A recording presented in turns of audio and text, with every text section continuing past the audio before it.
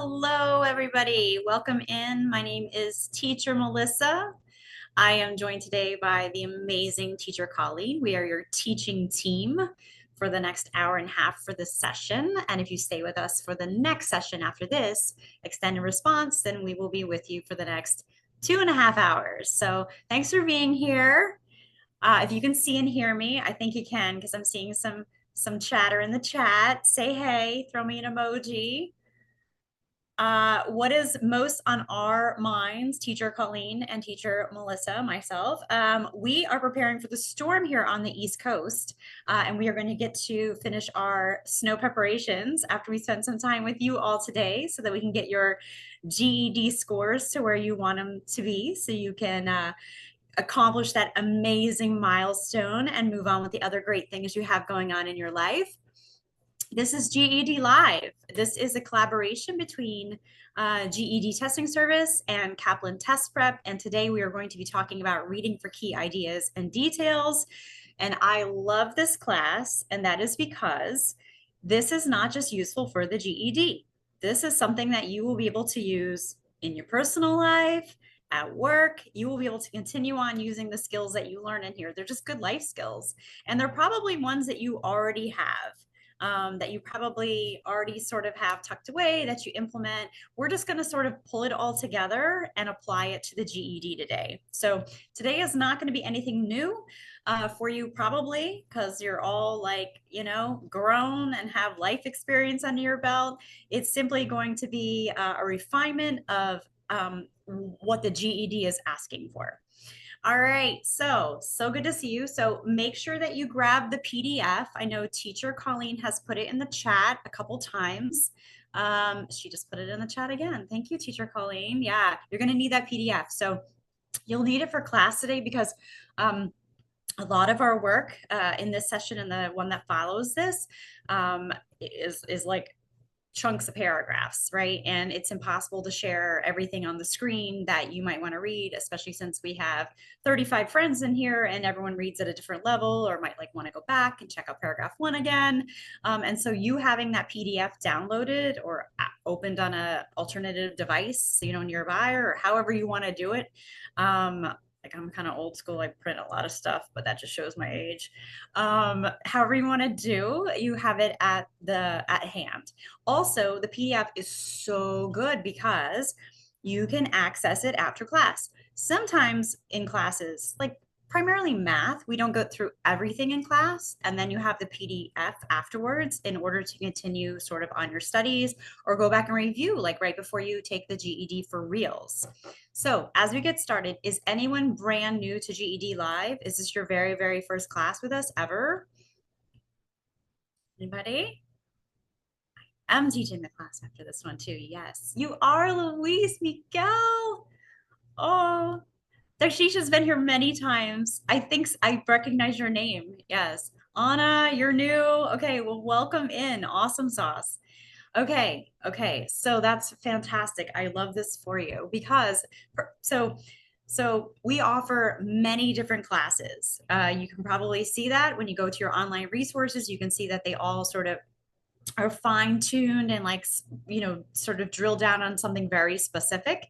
And so that's very helpful for you because if you're like, oh, like I totally got this part of it but I don't have that other part of it, that would be like where you want to focus your efforts after this. So joining these classes is definitely a great way to sort of get steeped in everything GED and to learn a bunch of amazing things because you're in now a learning hive, as I like to call it. You don't just have Colleen and I here to like teach you or what have you, or instruct you or like guide you on this tour that we're on, but you have the other classmates at the disposal.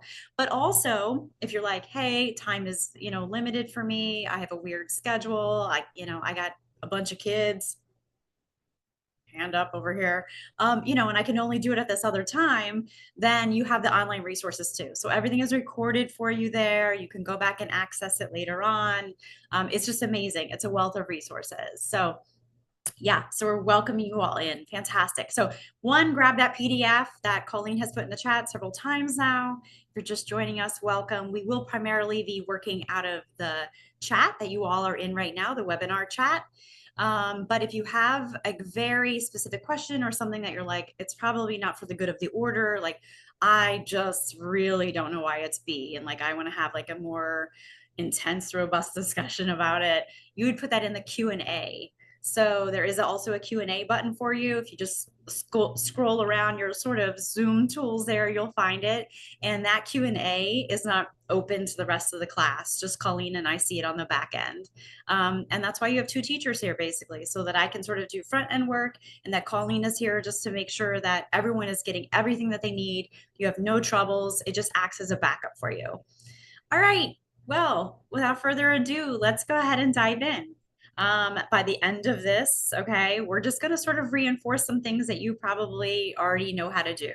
We're going to be able to summarize sort of ideas, themes after we read something. We're going to be able to figure out what relationships exist within text, figure out what details somebody is using to support their ideas in a text. We're going to be able to sort of be like, I know what you mean when you use that word after we go through this block of instruction. And hand in glove with that, we're going to be able to be like, oh, I can tell by the word that you chose to use, Mr. Author, what kind of tone you are signaling.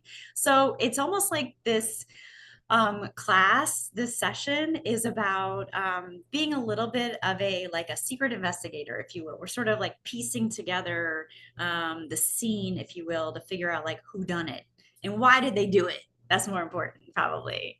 All right, awesome. Here we go. We're going to get started. So anybody familiar with active reading? Have you ever heard this term before? You've heard it in here if you've come to this class, of course. Active reading. Yeah. Okay. Well, I will tell you something. I had never heard of active reading until I came to Kaplan like 20 some odd years ago. And I learned about it in teacher training about active reading. And it actually changed my life. I went on to go to grad school after I started teaching for Kaplan. And I was like, man, oh man, this has changed my life. Because I think before I was more like, and sounding out like sort of every word and very worried. I wasn't like, absorbing everything if I didn't like drill down on every word. But active reading helped change me as a reader and even a test taker, because I realized that if I just approach every passage sort of with a curiosity mindset, if I'm like, I wonder why he used that title. I wonder why he starts off with, however, I wonder why they added that extra example about that aardvark. If I just came to things very curious and sort of kept that in back of mind as I was reading, it was not only able for me to sustain my attention longer, which had been a problem for me previously, but I retained so much more. So active reading helps us like sort of ask questions as we're reading. And to go hand in glove with that, we also take a few notes as we're reading. And they're just little jotty notes. They're more just sort of like, so I can implement another sense, if you will, like the act of actually manually writing it out or taking notes online. Yes, I do know that this is an online test, but just that mechanism helps sort of reinforce what we just read and sort of acts as like a little, just like cheat sheet, if you will, or treasure map when we go back to answer questions. All right, we're in the PDF and we're like the second page in on the PDF. By the way, in regard to the PDF, not to like sell myself out here or have you go off on your own adventure, but the unique thing about the PDF is it has all the answers and explanations at the end of it. So even if in class, if you like hear me say it and even reach out to teacher Colleen about a question, but later on are sort of like struggling with like, why was it C? The explanations are in the back or at the bottom of the PDF, however you want to relate to the PDF. Okay, so more about active reading. So as I said, we're sort of asking ourselves questions and we're like, oh, piecing together like, oh, that's the main idea. We're looking for transitions and relationships, and more on that in a minute. That might seem a little obscure right now. Like, I don't really know what you mean by that. Transitions probably, maybe not so much relationships, but we'll get into it, promise. The author's tone and purpose. If you can approach everything like, what are they saying and why are they saying it? Money. Like not even just on the test, but like in life, because you're like, are you trying to inform me or are you trying to convince me? I look at the news that I watch now with a very like sort of different eye. I'm like, what are you trying to do to me? Right. And we do that here in the GED test. And that is because there are questions about it. That's exactly what we're going to be asked on the exam. All right. So the most important point of the passage is the main idea. I don't think that is new to anybody here. And then the rest of the entire passage is, hopefully, if it's written well, is about stacking up those details and those examples to substantiate or support the author's main idea. Okay, they're going to like say something. You should be able to find it right in that first paragraph.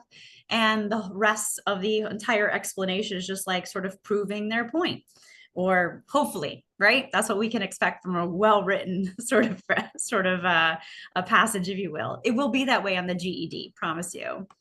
Okay, so in order to identify a passage's main idea, we could do that, like what point is the author trying to make, right? And we can ask ourselves like, oh, like we can sort of look through the topic sentences of each paragraph and figure out like what's going on there. Because again, all of those extra paragraphs are there just to sort of reinforce or to support that main idea. And then we can look at the paragraphs as a whole, right? We can sort of piece them together. Like this talked about the aardvarks, this talked about pandas, this talked about alligators. And then I'm like, right, they're talking about endangered animals at the zoo, right? This is a plea for us to give money. So we can piece together sort of all our notes that we've taken, those really quick notes that we jot down on each paragraph, to figure out what the entire passage is all about. Okay, so lots of clues are baked into the passages that we read for GED. And might I say, anything else we read in life, be it a novel, a Newsweek article, an editorial in the paper. Okay, transition words are another one of those big clues. And these are like, whew, these are worth a lot of money when I say when you're trying to figure out what the heck is going on, especially when we're sort of reading quickly. I find myself, I'm like reading, and then I'll be like a however. However will stop me in my tracks as a reader. However, but you know, something that signals like a contrast. And we'll go over some of what those clues look like. I'll ask for your help when we do that. But it does stop me from reading because I'm like, wait a minute. And it actually at that point, I'm like, okay, what have I read up to now? And like, I'm going to see a shift, or that author would never have used that word, right? Okay, so contrast words tell me that something different is about to happen. Can you guys tell me what some contrast words are that you guys have come across? Maybe some of your favorites, if you have such a favorite, you have such a thing as a favorite contrast word. I gave up one, it's like, however. Whenever I see however, I'm like just breaks. Although, yeah, but yes, but yeah, yeah, however, right? Oh, moreover gives me more.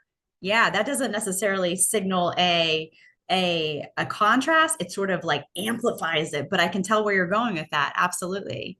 On the other hand, ooh, that's a good one. Yeah. Despite, on the contrary, good. Yes, good, good, good. By the way, if you join us for the next module after this one, where you guys are going to learn about like how to write the extended response, these are all things that you're going to want to be doing yourselves when you are formulating your own answer. Okay. Anywho, yeah, we don't see that too often on the GED, but that is a good one. That is definitely a good one. Okay, so you'll see in your PDF and here on the slide that we've named a whole bunch of them already in the chat. So we've done the work already, right? Though, despite, however, yet, yes, well done, well done. Okay, so we are trying to figure out what is the author contrasting right there. And if I was a betting woman, which I am absolutely not at all. But if I was, I'd be like, oh, it's probably going to be on the GED. They're saying, did you pay attention? Did you not just get like the crux of what was said, but are you showing those times where the author changes position? All right, coolio. All right. Now we're going to talk about cause and effect. So some of the things that were coming in there form different relationships. Okay. I like the anywho. Sorry, that one, I've never seen that before in the chat. That was hysterical. All right. So sometimes we're going to go ahead and see words that signal a cause and effect relationship. So it's like, I was headed outside to get a suntan, like, that's not even a good example because I can't even get into suntan mentality here. Let me continue on with the slide. It's like, here's one, but I'm like, it is like 13 degrees out and I can't feel my feet at the moment. So I was like, I can't even get my mind there. So basically, on cause and effect, it's like something has happened and it's the cause of something that just happened. A lot of times these are linear, right? We see them as the time has moved. Okay. We're saying this happened and then that happened. Like sometimes when I cook, sorry, the fire alarm like in the house will go off, like the smoke thing will go off. That's a cause and effect because maybe I had something maybe on deep broil and I shouldn't have. Okay. So that's more of a good example for today. I'll put it that way. So sometimes you're going to see cause and effect relationships that definitely are like so obvious. They start off with that transition word, like I went to bed early on Tuesday because I had work late Monday night, right? They're being like, obviously, like, this is why I did this. Other times, it's not going to be so obvious and it's sort of like implied. Let me give you an example here. So, the example would be like to calm the puppy down, I took him for a walk around the park. All right, like that definitely tells me like what happened, but clearly there's a piece of this that I have to imply, like the puppy was like not calmed down at all. All right. And so what I do to rectify that, or to make the, to remedy the situation is I take that puppy for a walk around the park. Okay. They're cause and effect. One thing is causing something else. Cool. All right. Let's talk about word choice. All right. How many people are in the camp of believing that words have a charge to them? That word, sometimes you can just say a word and it is negatively charged. As soon as you see it, you're like, ooh, like I have feelings about that. And sometimes when I see a word, I can be like, oh, like that has a positive vibe to me. That makes me feel like sort of like in a way like, it's got a positive idea. Anybody else have that mindset that that's a real thing? I will tell you it is on the GED for sure. It absolutely is. All right. Those vibes, those charges, right? Yes, you can hear it in a certain tone. Yes, exactly. Are being used very specifically. They're intentional. They're used strategically to sort of like do something to you, to get you to be like, I am up in arms. It's like the rage bait, right? Like just like I'm using a word and like I just want you to be annoyed or incensed. Okay. The media uses this a lot, right? Because clicks mean money. Okay. On the GED, doesn't have such insidious reasons, right? We're just trying to get you to answer some questions, but it goes along the same lines. Additionally, I should tell you that sometimes words are neutral. Sometimes a word has actually no charge whatsoever. So the best example that I feel that I think of a neutral word, like if someone's like, what's a neutral word to you? The word is collate. Okay.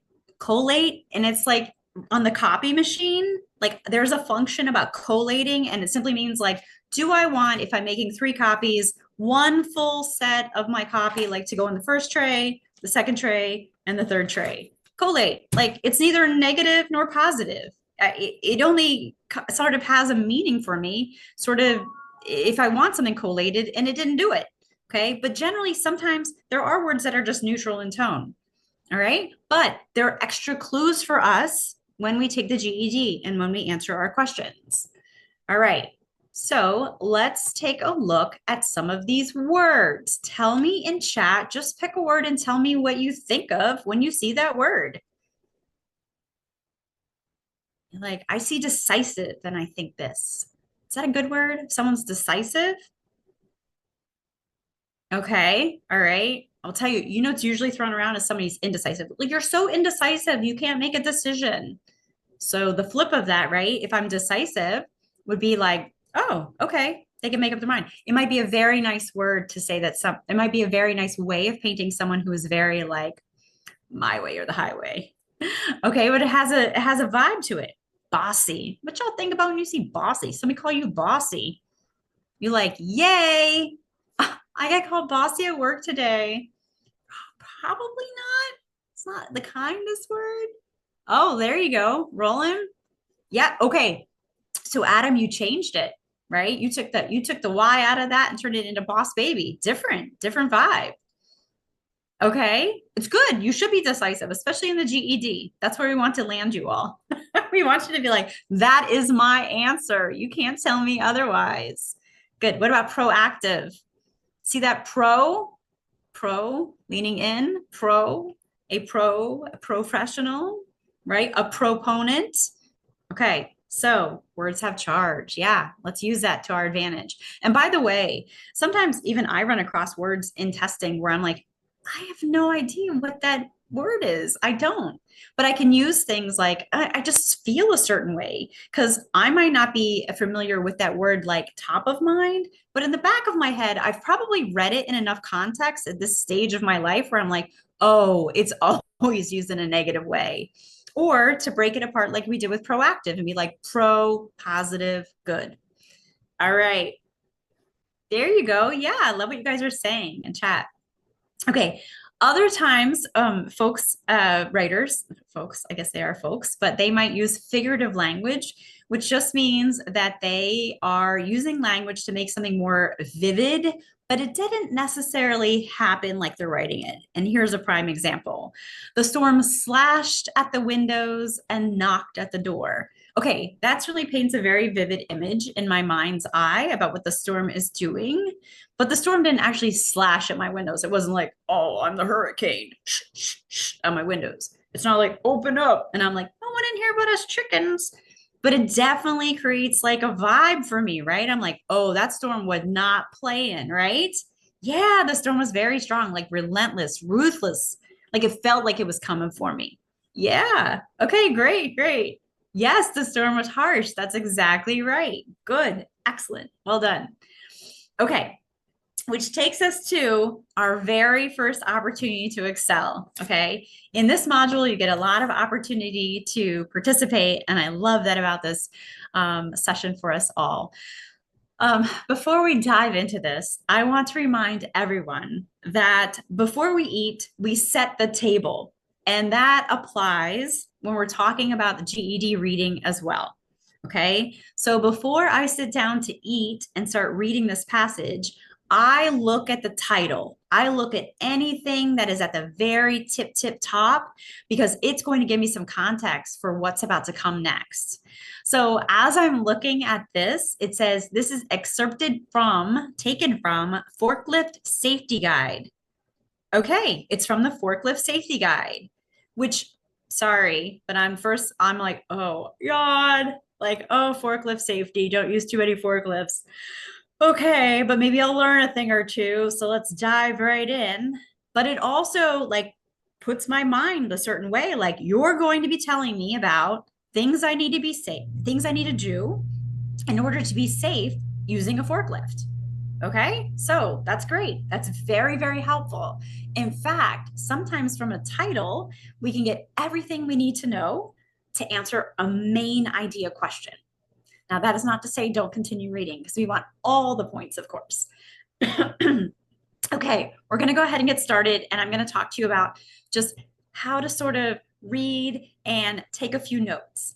But I'm not going to read to you because you all know how to read, and I'm no better at it than you are. So I'm going to pause for just a bit, and I just want you to read what's here on the screen. So if you're following along in the PDF, excuse me, just go ahead and read this one little bit. It will continue on. The rest of the paragraph will be on the next slide, or we'll continue on in the PDF, but just read the first paragraph for me. Okay.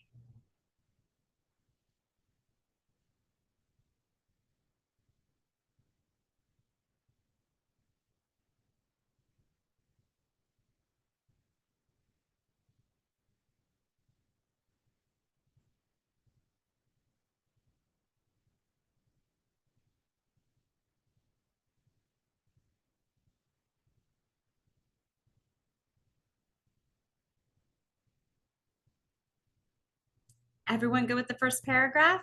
You can put a B or a D in chat. Those are my thumbs up, or you can say done. Yeah, you can use an emoji to tell me you're done. Okay, cool. Yeah. Okay, cool. What's this first paragraph all about? If you just had to summarize it really quickly, like just what's the gist? What's a few words about this? What notes would you take if you were taking notes next to this paragraph? Yes, forklift not equal to cars. Yes, yes, forklifts are not cars. I'm loving it. Great. That's exactly right. Good. Yes, yes, yes. Yeah. So when we do our notes, we want to just be like very like up on the balcony as we look at this. We read a lot like rear end swing, blah, blah, blah, like all the actual details. I just want to know what paragraph do I go back to if they're like, tell me two reasons why a forklift is not like a car. I'm like, where was that? What paragraph? And I'm like, oh, yes, my notes tell me that is in paragraph number 1. Okay. Any other notes that you guys would put? What primarily makes a forklift not like a car? What'd you guys say? This was a learning experience for me, by the way, when I first read this. I'm like, the wheels are in the rear and spins around. I don't know that I had ever paid too much attention to how a forklift operates. I know when I go to Lowe's, I get away from the beeping noise because I'm like, that is not the aisle I need to be in. Yes, steering is different. Yeah, exactly. Steers from the rear, right? Yeah, exactly. Good, good, good. Okay, well done. Honestly, yes, and I love that the space to short. Yeah, this has got like we need some place to maneuver, right? So what I'm just demonstrating on this slide is that you just need a few notes, just a few notes. It's sort of be like, if I had to go back and figure out like what paragraph I read something in so that I could go seek my answer out when I'm asked it on the GED, I know what paragraph to go to. So well done. Great job on that one. Great. All right. And then as someone already put, yes, Levine, you put into chat, yes, we need clear aisles, right? We need to keep those, talks about marking them and keeping them marked and all this, but yeah, I got to have some space. Great job. All right. So what I would like for you to do is do the same things for paragraphs 2 and 3 right now. So I'll go off camera and then I'll just wait for you all to tell me that you're done reading paragraphs 2 and 3 and taking the quickest, shortest amount of notes possible, either on your scratch piece of paper or on the PDF. Okay. And then we'll reconvene and we'll see what we all came up with. Good luck.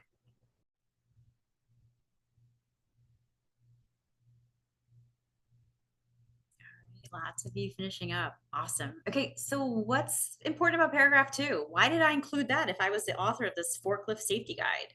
What do I want you to know by putting paragraph number 2 in here?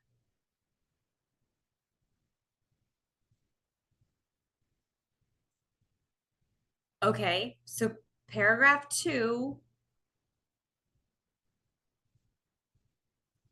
is about the responsiveness, right? Yes, when the steering wheel is turned, good luck to us all, right? Okay, I don't want to be driving this thing too fast, and I don't want to be going around a corner too fast because it's not going to be good for anybody. Yes, there you go. Good, good, good.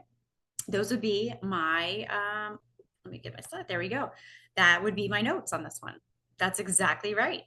So remember when you're taking notes, it's just real quick notes to be like, if you're asked a question, what paragraph do you go back to? What about paragraph number 3? I had to do this in my mind's eye. Like, let me think about this. If I'm a forklift and I'm going downhill, right? Like I'm thinking about the payload that I'm carrying here. Yes. Okay. Right. Good, good, good. Yes. I got incline dangers, as my slide says. Incline dangers, right? Like, girl, don't you know it? I got some incline dangers. Yes. Okay. That's exactly right. Oh, I went too far. That's exactly right. There's this whole thing about, oh, I could lose control and I could lose all my lumber right there on the road. And I don't want to do that. That's the cleanup is messy. It's just, I'm going to be on the news. It's going to be bad. Good. It's about the date, right? Specifically the dangers about like how if I'm going up or down the hill, like I gotta make sure that I've got my weight in a very certain spot. Good. That's exactly right. Good job. How about paragraph number 4? We'll read that really fast. I'll stay on camera for that one. And you're going to tell me super quick what your notes are for paragraph 4.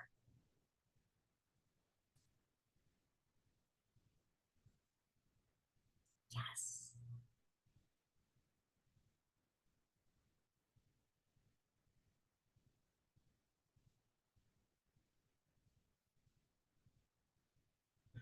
Mm-hmm. Good job.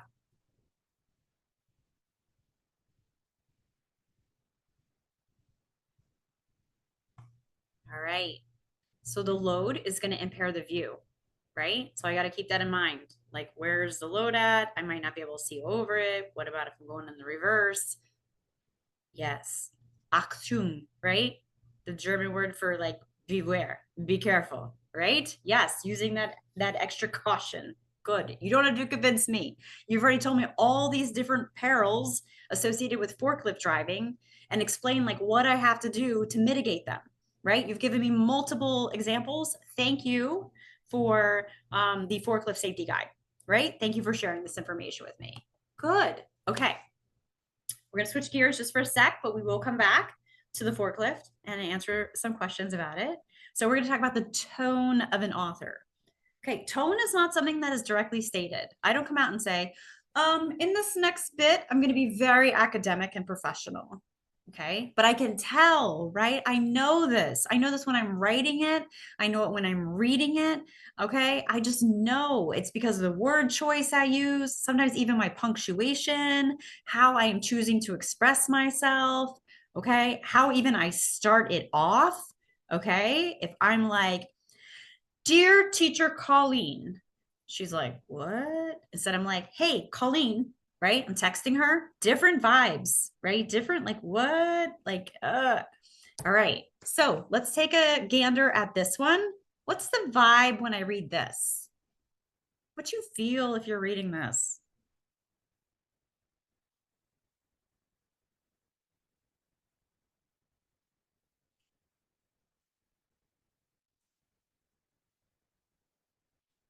Okay, I see objective. I see formal. You see formal bot. Okay. Oh, cool. You mean like not they're not warming to you. It's like aloof, right? It's sort of like you're there and I'm here. If I read this, I don't think I'm getting that job. Okay. If they're like, we consider our company to be the best, and that's why we want to carefully review your resume, Melissa. I'd be like, oh, I am not considered the best, or you probably would be calling me for an interview right now. Okay. All right. Yes, that professional but sense of rejection, very straight to the point. Okay. Yes, you all are hitting it. Right. Exactly. I love this. Good, good, good. All right. Formal, objective, cool, all the things, professional, a bot, all the things. Right. Yes. Good. Let's check this one out. What do we feel when we read this one?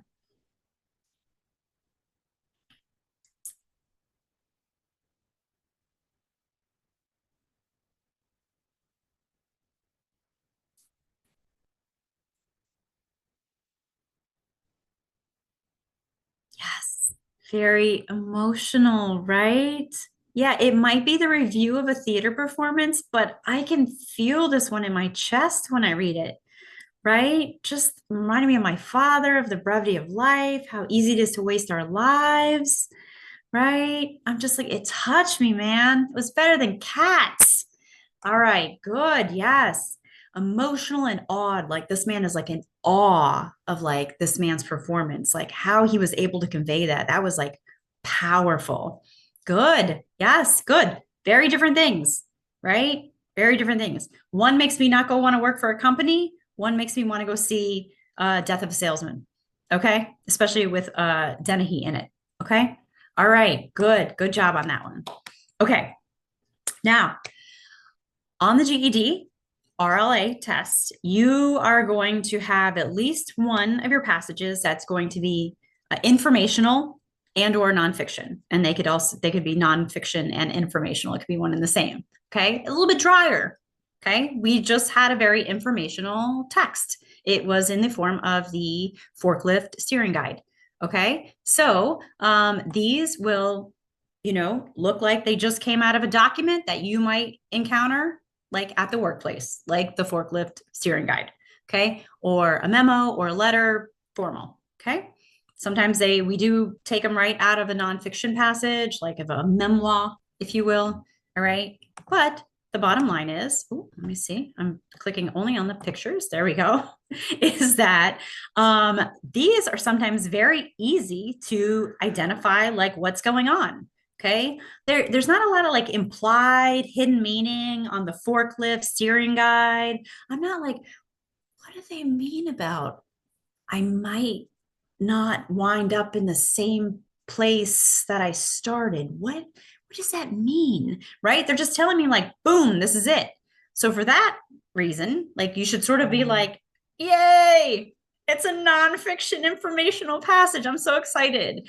The main idea will be pretty obvious. Transitional words are probably like right there in front of you. Those are very key details because I'm doing something very targeted.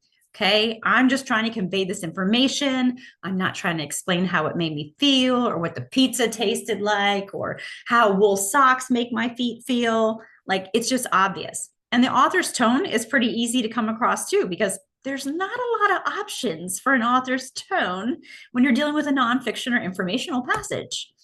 All right. As a reminder, this is something I know you already know in your heart and soul. Okay. Every nonfiction text has a purpose. Okay. It is the reason that the author sat down to write. Once upon a time, there was no forklift safety guide. But one day, Bob came into work and they said, Bob, we've had too many accidents.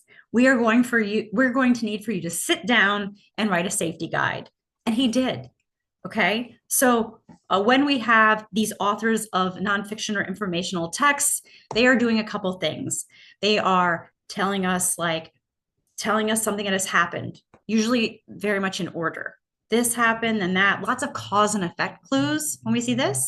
Okay. They're trying to inform us so that we don't lose our lumber payload because we went the wrong up the hill, down the hill with where the weight was on our skid steer. Okay. I'm trying to persuade you. I would like for you to be safe and mark off enough area so that you can turn around in the warehouse, right?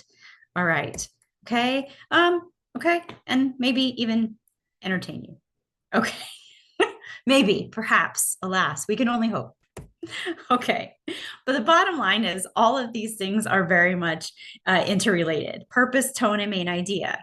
And you probably have an idea, or you can think of an idea in your head of when you've read something before where someone maybe was a very like serious sort of thing, but someone was trying to like insert humor, like maybe where it didn't belong. And you're like, why is that in there? You can tell when the vibe is off. Okay. Which means that when you write your own passages, you want to make sure everything is on point. If it is supposed to be very, at top here, very cold, sort of not cold, but just very directive sort of memo, you want to have a very specific purpose outlined at the top. You want to have your tone, your word choices, your main idea all in alignment with that. All right. So just a little reminder here, if the purpose is to inform you, the tone should remain very neutral because I'm just a giver of information. I'm just trying to pass it on to you. If the purpose is to persuade you to do something, then I'm going to use those other charged words, positive or negative, depending on what I'm trying to do to you. All right. Awesome sauce. Okay, we are at the opportunity to excel. We're going to do question number 1 together, and then I am going to go ahead and turn you loose, and you guys will be able to answer in a poll. But for now, let's try this first question together. Now, what I always recommend when I teach this is to, as soon as I first read a question, is this part that I have shaded out, pretend that shading is much darker than it is, and you can't just see through it like that. Pretend it doesn't exist there.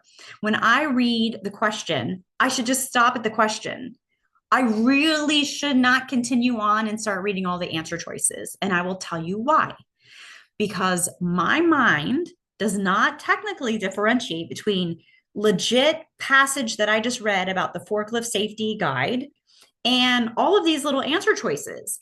And so I start putting this information in like, I just read this information.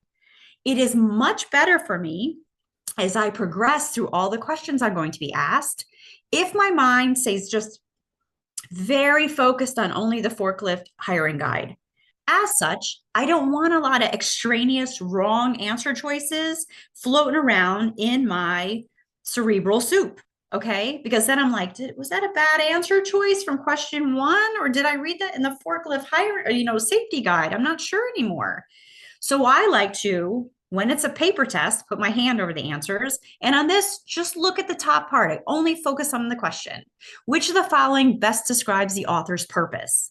Here is where my notes pay off, because I can just look at my notes and be like, oh, I got this.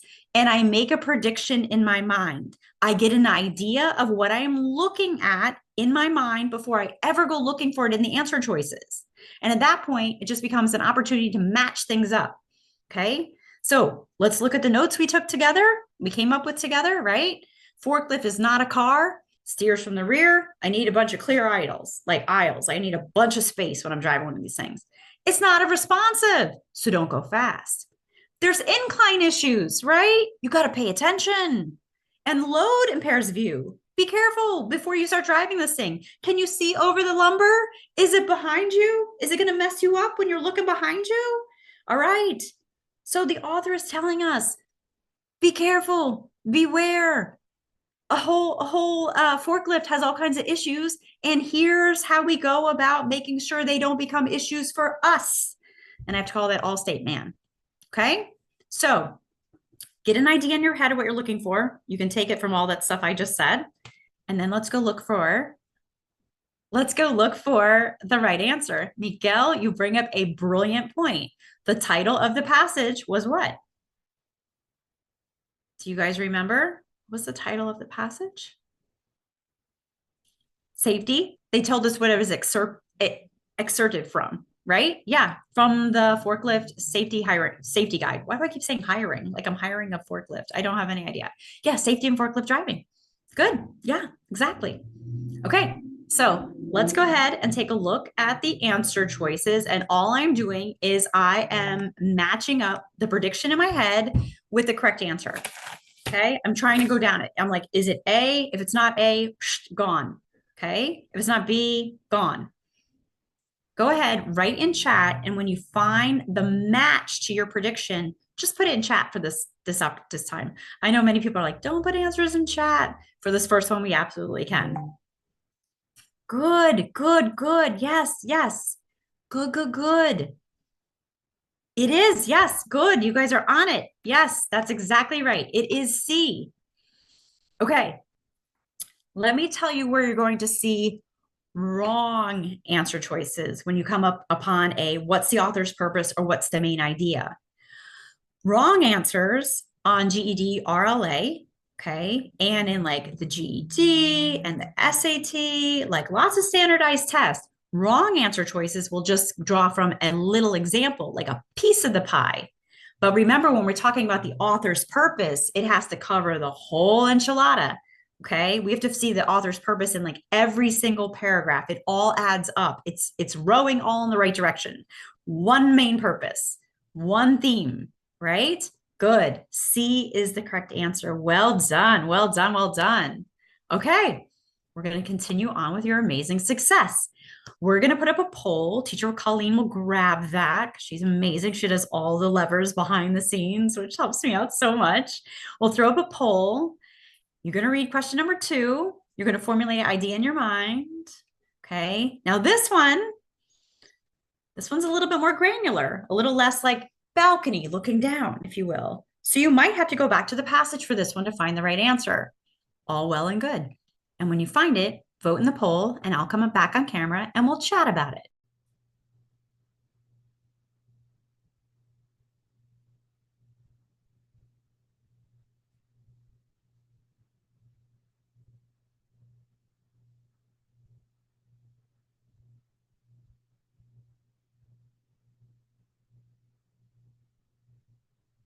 All right, everybody. My general rule of thumb for answering in the poll, so I keep pace with the class, is when we have about like 70% participating, because I understand like people are like, lady, I'm on my phone in my car. I get it. Not everyone's able to do this, even though you might be participating in the class. So I'm going to go ahead and end this poll. There you go. Okay. Got some folks voting. Good, good, good. 71% of you voting. That's amazing. Thank you so much. I appreciate that. Good. I'm going to end the poll. All right. I will tell you. Let me share this with you. The majority of you voted for A, and that is actually the correct answer. A is actually the correct answer. Now, if you did not get A, that's cool, because here we are and we are learning in here. Okay. When they, on the GED, when it says something like, which of these things does the author draw a contrast? They are asking you a very detailed question. They are asking for you to be able to go back to the forklift safety guide and be able to put your finger on that exact thing. That looks weird, right? Because my background's blurred out. There we go. Right? I am asking for you to be able to find it for me. You have to show me where it is at in the forklift hiring guide. True story, when I was reading through these the very first time before I started teaching this, right? And I was like, oh, it makes sense to me about like the turning radius of forklift. Sure enough, the author never actually mentions like forklift versus car, probably because I don't drive a lot of cars in the middle of a warehouse, right? And he didn't need to make that point. But he sure enough talks about driving a forklift and driving a car. And he draws a contrast. I'm looking for him where he exactly says, like, this is not that. And he does say it.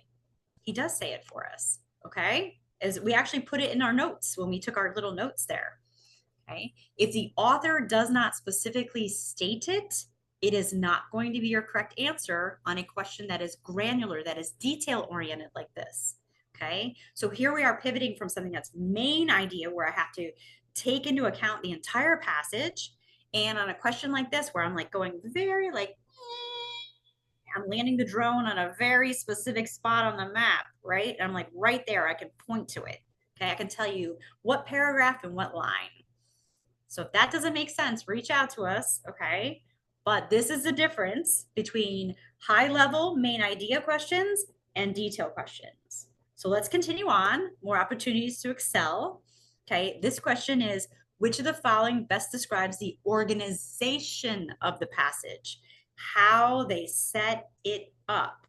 And you can take a look at your notes and be like, I see what you did there. Okay. I see how you organize this. And I'm going to let you vote in a poll.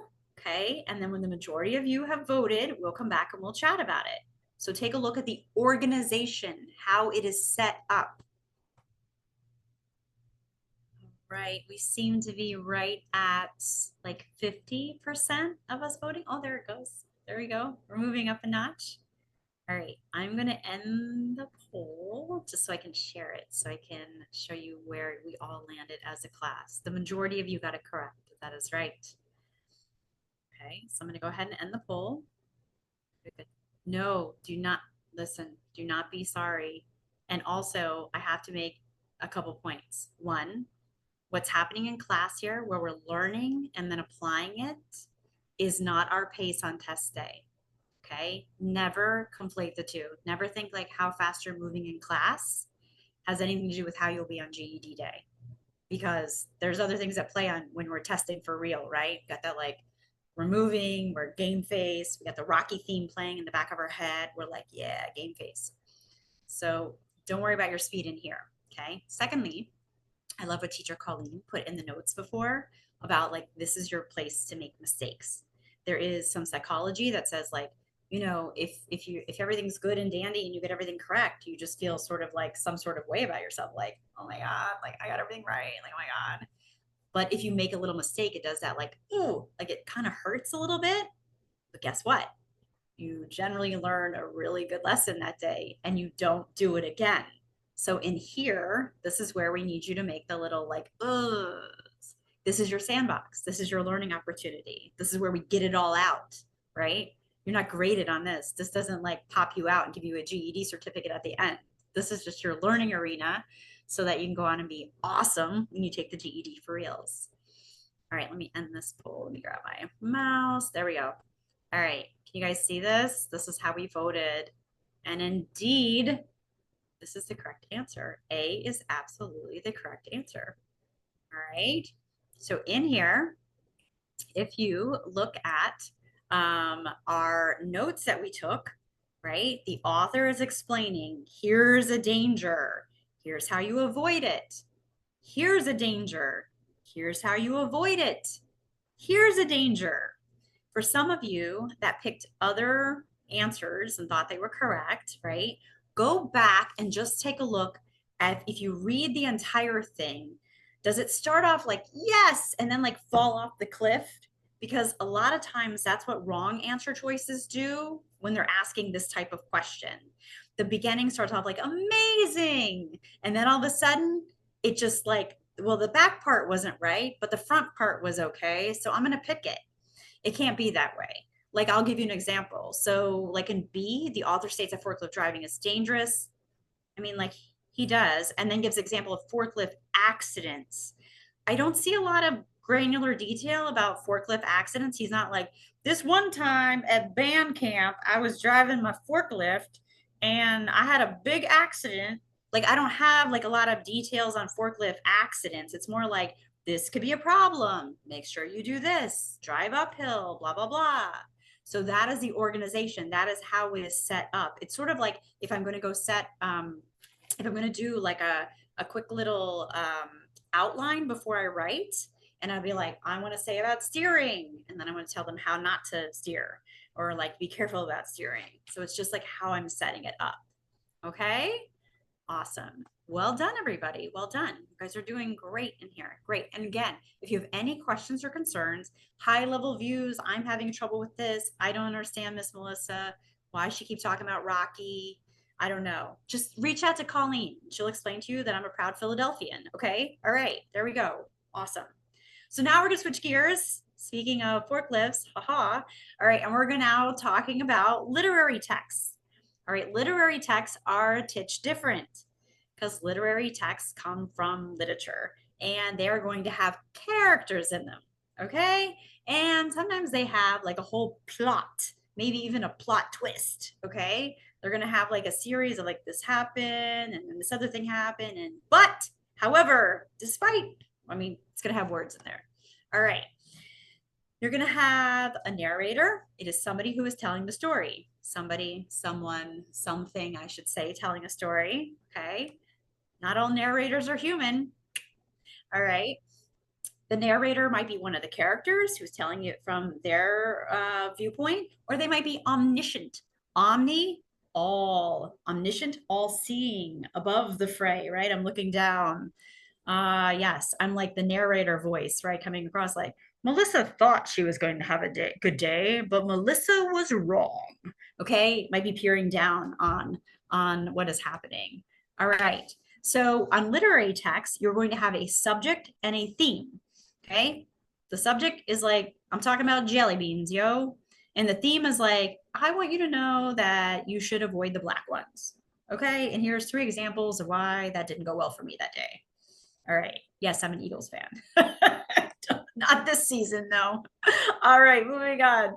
When we have literary text, we have characters, as I mentioned there, and we have to look at the characters' actions and words, okay? And we're being curious again. Why did that character do that? Why did they react that way? Okay, we're curious. We want to lean in and figure out the inner machinations about what's going on. So take a look at this one right here. This little italicized portion on the screen or in your PDF.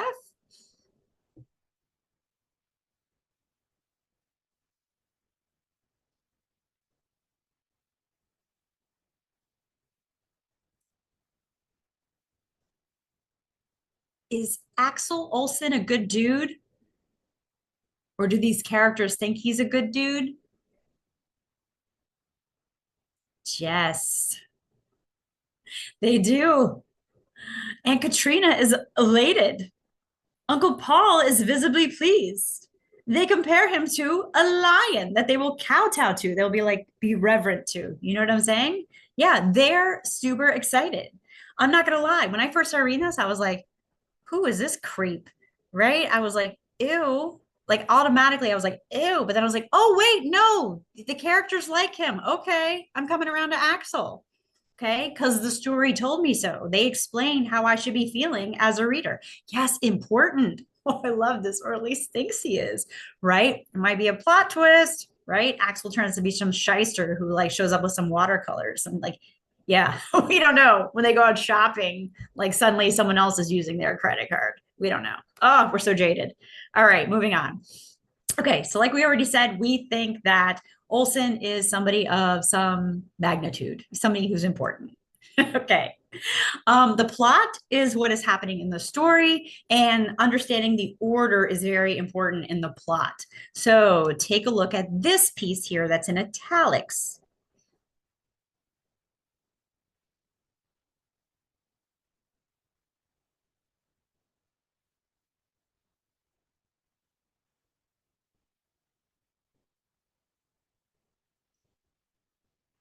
My question is, when does Robert decide not to tell his mother about the tumor being malignant? Before or after he speaks with Kate? What would you say? Yes. And now my disdain for Axel Olsen now gets whomped right onto Robert. Now Robert's the clown in my world. Yes, right? This whole keep your mouth shut, do it my way. Like I already established what my way is before I even gave you a jingle, sis. Good. Okay.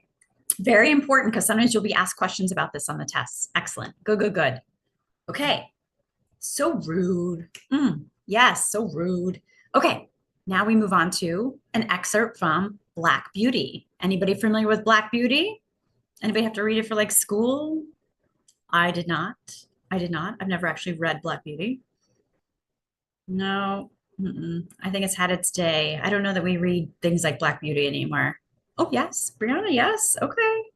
All right. Well, you guys get to read this excerpt right now. Maybe it'll encourage you to download it on like your tablet or whatever and read it if you're snowed in this weekend. Who knows? You can come back and report back to Colleen and I. Be like, Black Beauty just tugged at my heartstrings. All right. We are going to let you loose on reading this entire excerpt and taking your notes on it. You're leaning in, you're being curious. Why is this? Who is that? What's going on? You're leaning in, right? You're curious about all the characters because this is from literature. Okay. Oh, did you on the Kaplan GED book? Hey, look, that's a win. Good. That's awesome. All right. So we're going to give you some time, a couple minutes to read this excerpt. You need to have the PDF. You got to have the PDF for this and take your notes. We'll come back and compare notes and then we'll answer some questions about it. High five. All right. We will see you in just a bit. You're taking notes and we'll be back with you in like the 4-minute mark. I'll come back and check on everybody. But if you're done, tell me you're done in chat. It'd be awesome. Thanks. How are we doing on reading and note taking? Folks need a little bit more time. I saw some dones in the chat, so I wanted to check. How are you guys doing? Done. Woo-hoo. Okay. Looks like quite a few of you. All right. Okay. You're on paragraph 5. Okay.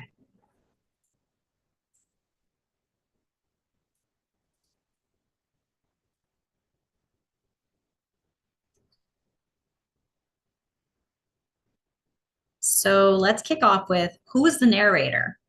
Who is telling this story, yo?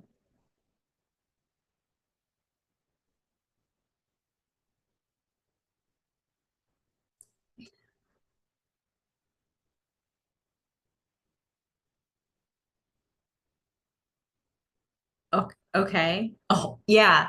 Okay. It is definitely yes, it's a daughter. Yeah. But it's a horse, right?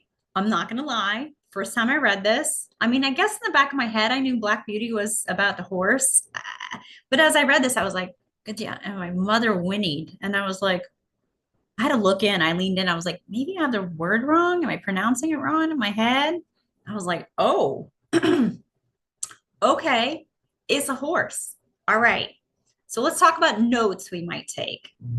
Okay.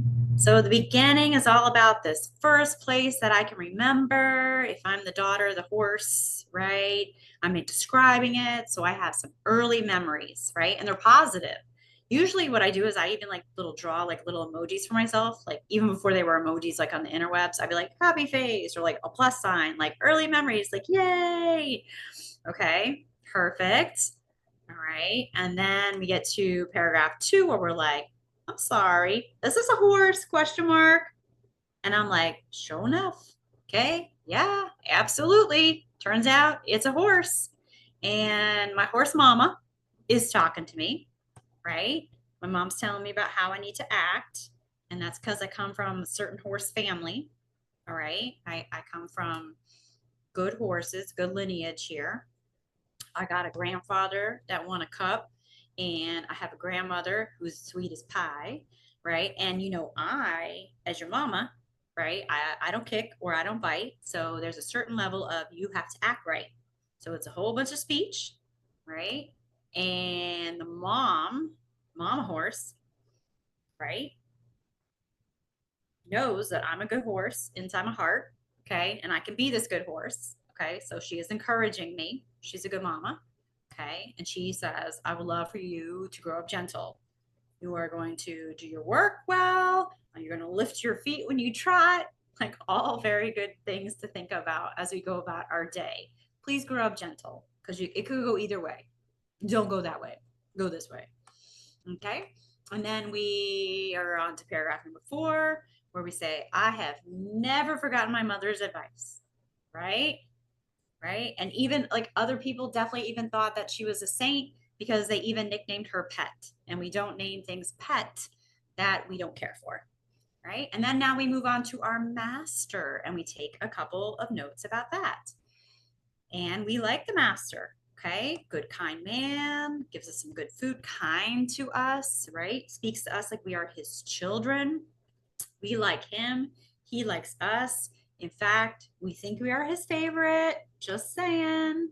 Okay, but guess what? There comes another character, aptly named, okay, a plowboy who is not so nice, coming over here, eating blackberries, decides his stomach is full, so he's going to be a jerk. Okay. Throwing sticks and stones at us, right? We can definitely gallop away, but doesn't mean we might not get hit. So we do not like this plowboy. Well, turns out, guess what? The master doesn't like the plowboy either. Yay, karma, it's a thing. And what happens is the master sees the plowboy doing this behavior, okay, and he comes over and boxes him in the ear. And he roars with pain, and we are so excited we get closer. All right, did everybody basically get the gist of that in their notes? Did you capture it as you were moving along? More or less. You're just like little notes, little notes, little notes, little notes, little notes. Yes, good on the notes. Good. Notes help keep us engaged. Very important because when we're reading this, we're like, oh, not another passage, right? But if we're like, oh, da da da, plowboy, okay, oh, master comes, good horse, helps keep us focused. All right, so drum roll, we're gonna throw up the poll right now. I expect you guys to be able to answer this one in like lickety split. Okay, so we're gonna throw up that poll right now, and you guys answer question number 4 right here on the screen. Who is the narrator? Who is the narrator? What is your favorite color? Yellow. Who is speaking? We were like, what? It's a horse. It is a horse. That's correct. That is correct. That is correct. A young horse is telling the story and tells us from the horse's point of view, the daughter, the horse. That is correct. Yes. I'm going to end that poll. Good job. Good job. Almost like everybody got this. Yes. Good, good, good.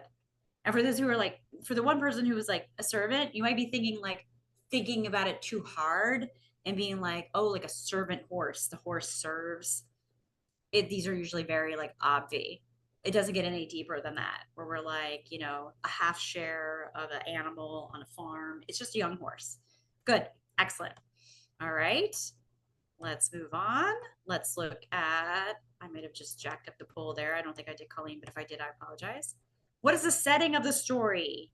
We didn't specifically talk about it, but we know in paragraph number 1, based on our notes, it outlines like we got the brook over here, a plowed field, blah, blah, blah. Where's this happening at? Where is this happening at? We talk about like we're locked into this paddock, the blackberries are over there, the master's house is over there. Where is this happening? Where, like, you know, I'm not going to give any more clues. All right. Okay. All right. We got some shady trees, hedges, plowed field. We have gates. So if you are being swayed by thinking that they might be wild horses and maybe in a forest, the whole thing about there being infrastructure tells me it's probably not in a forest because we have gates, right? We have gates and we have houses and it's like manicured lawns. So it's been like an established place. So the correct answer, it's okay if you press the wrong one, it doesn't matter. Colleen and I actually, without a lot of like due diligence, can't actually see who voted for what. If you know what's up in your heart, that's all we care about. All right. That's it. Okay. So a farm. The bottom line on this question is I want you to be able to be like, huh, which of my paragraphs talks about where they're at, the setting? And I'm like, oh yeah, that's paragraph number 1. And that's where I go to. That's the big lesson today. They're on a farm. Good, good, good. All right. The narrator, oh, by the way, boy, we were talking about a daughter. Sorry. His youth. I got swayed with you all. I was like, okay, maybe Black Beauty is a her. I don't know. Okay, it's a his. They go by they pronouns. Okay, the narrator's account of his youth can best be described as, we get an idea in our minds. His fond memories of his childhood, his horsehood, his ponyhood, right? He's I think back on those times like with like in my heart, right? Like those were good days. Okay. If you have a word on here that you're like, I don't know what that means, generally the rule of thumb is it might not be your word, especially if another word is like, oh, contented really works. He's content. Yeah, Black Beauty's content. He probably won't be content with us calling him a girl, but that's okay. He doesn't need to know. It stays here. Okay. What happens in the Kaplan Zoom room stays in the Kaplan Zoom room. Okay. So the answer to this one, like you guys are voting, I'm going to go ahead and reveal it. There you go. There you go. Yeah, he's contented, right? Melancholy, sad, like, yeah. Regretful is like, I wish my days were better. I wish I hadn't whinnied and bit so much, but he doesn't say that, right? Okay. If you have questions, please ask. Please ask, of course. All right, we're going to move on. Let's look at some question 7. Before you look at the answer choices, make a prediction in your mind. Get an idea in your head.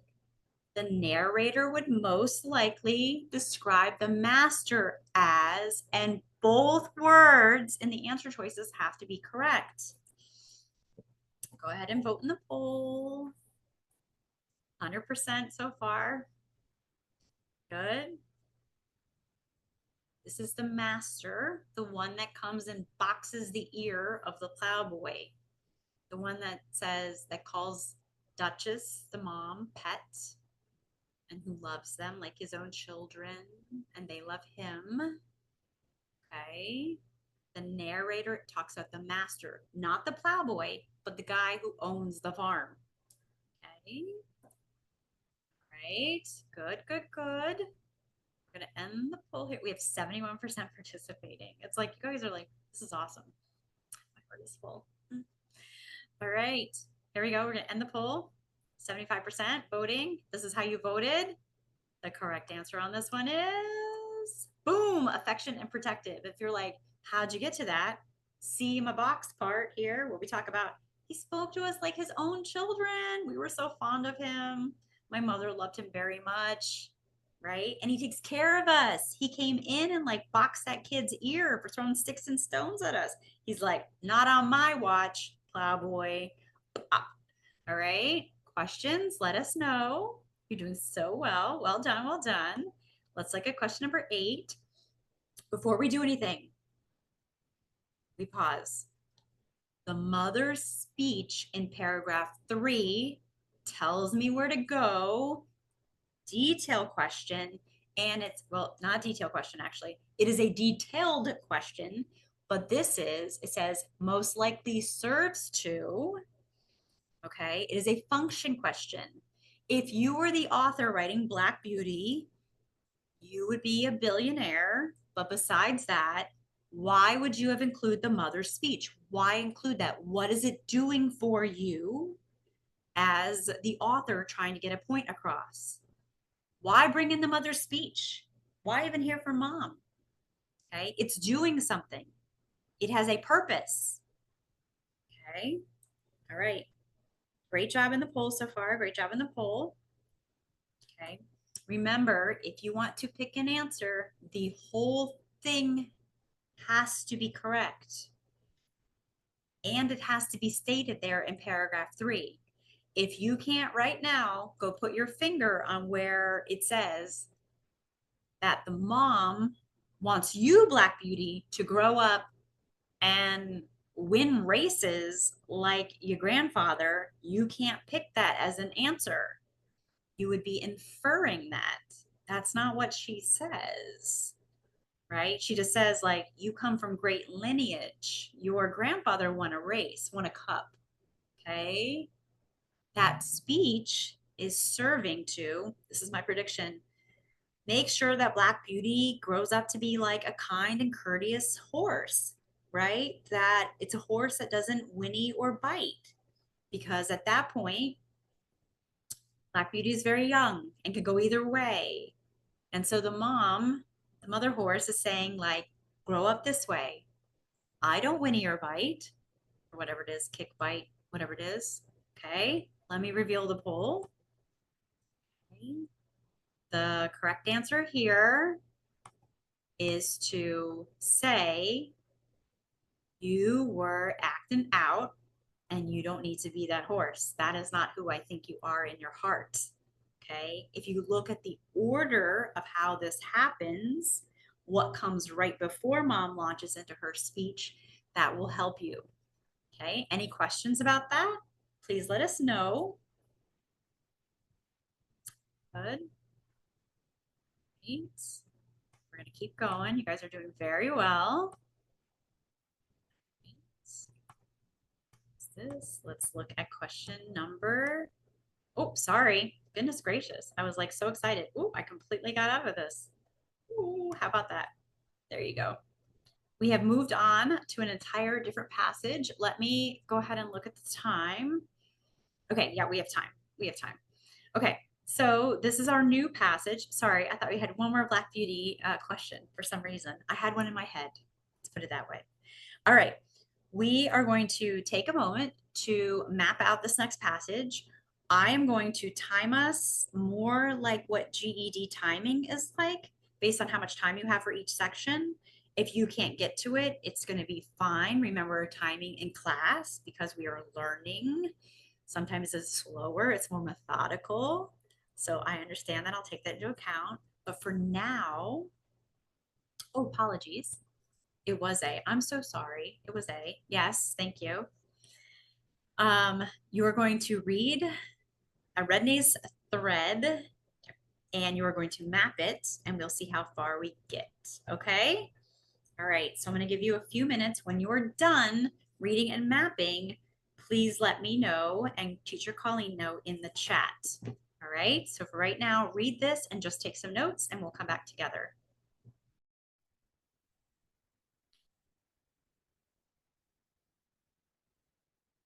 All right, we're going to jump into this. If you are still working on it, cool, no issue, no issue, all good. We're going to just talk about our map here.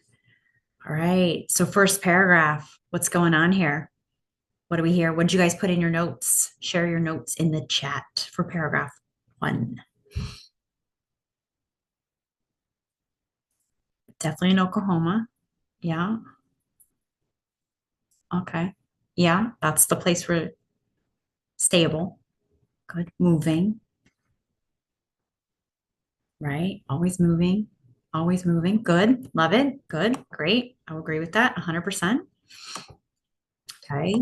What about, whoop, what about paragraph 2? What's your paragraph 2? Talk about the Chickasaw migration legend. Yes. Good. All right, very good. We introduced this. If you're like me, I'm like, I knew nothing about this until I started reading about it. And then it was so fascinating to me that I like ended up doing additional like research on my own after this because I was like, what? Right? Because of this, the pole commanding movement, right? As we see as we get later into the paragraph, in paragraph number 2, I'm like, what? This is wild to me. It tells us which direction to go. Okay. All right, the poll is telling us this is the way. It was the modern day GPS. All right, what about paragraph 3? What did you guys put for paragraph 3? What kind of notes?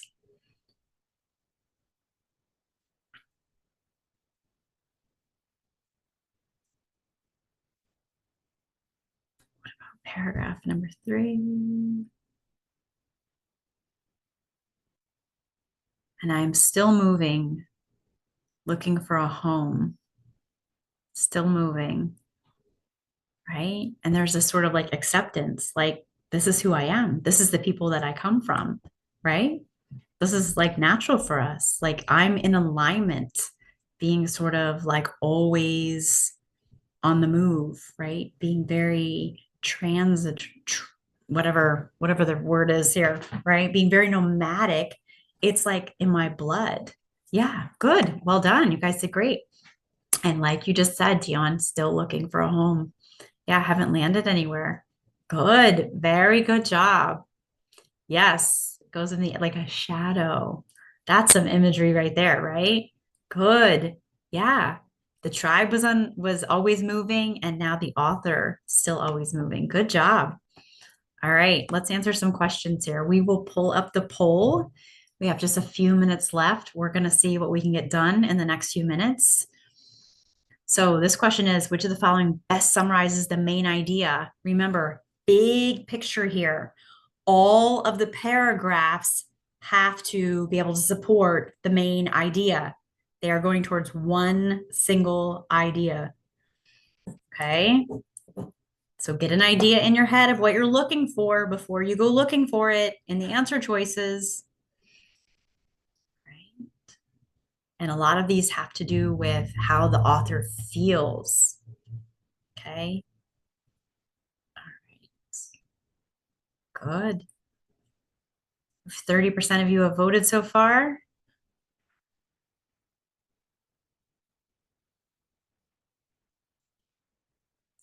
All the paragraphs have to be taken into account. Don't forget that.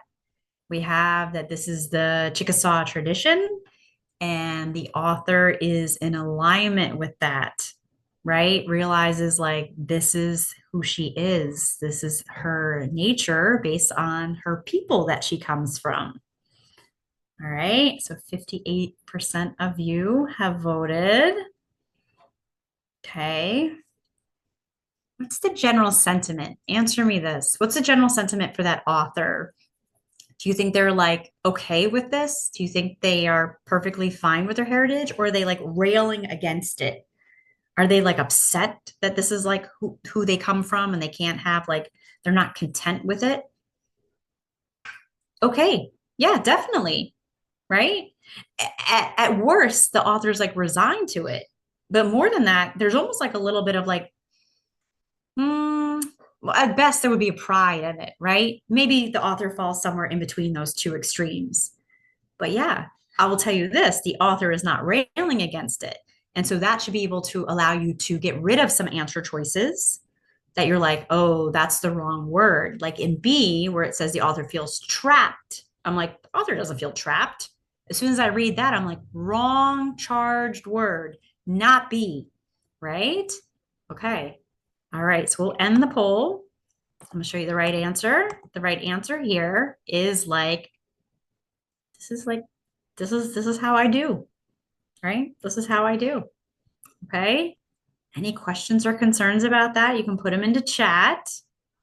Most of you voted for C though. Most of you ended up voting for C. So I feel like we're on a good trajectory here.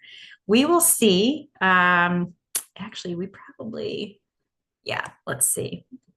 Probably don't have time to do the rest of the questions because there is a 10, 11, and a 12. But I would tell you that that is what this PDF is for. Okay, so you can do the questions 10, 11, 12 on your own. The answers and explanations are in the back of or at the bottom of your PDF, so you can consult them there. If you go into your resources, you can see this exact session has been recorded by a different teacher, and so you could watch it entirely again if you wanted a different take on all of the different strategies and test taking tips that we offered you here today. We are going to close out the room for just a sec, Colleen and I. Well, if you are in the room and you want to move on to extended response, cool. But we're going to go off camera. I'm going to reset the slides because we have another, just 1 hour block of instruction on extended response, which is another RLA topic. So it has been so good being with you all today. It is recorded. It's in your Kaplan account. Absolutely. All right. So if you want to hang on, you can. We're going to get a new PDF up because it is on extended response. And we're going to learn like how to be good writers as opposed to being how to be good readers. All right. So we'll see you in just a sec. I'm just going to reset the room. So hang on and we'll pick up with the next class if you want to continue on. It's just 1 more hour.